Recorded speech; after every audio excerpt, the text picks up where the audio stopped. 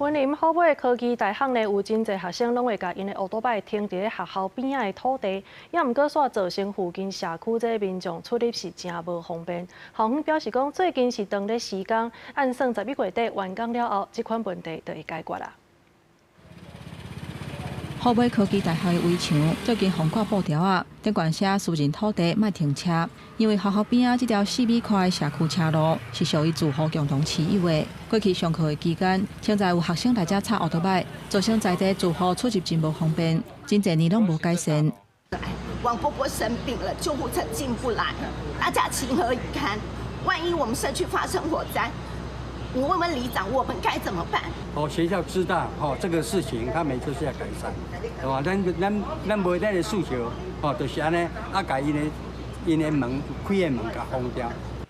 虎尾科技大学讲，这条路早就有采卖停车的牌仔，不过最近因为学校大楼的太路落来当咧施工，附近300乌多摆车位暂时封起来。开学了后，学生停车的需求增加，才会提出学生甲乌多摆插来这条巷仔，已经有派人来遮疏导。 现在我们就是面临到学生有急需停车位的一个需求，所以我们已经有在跟厂商协商说，机车停车位的这一部分的工程，可能务必要尽快加速完成，加派人手在附近做一些劝导。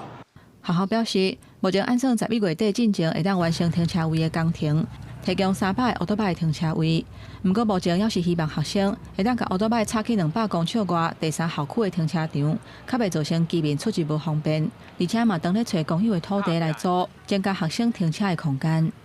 记者综合报道。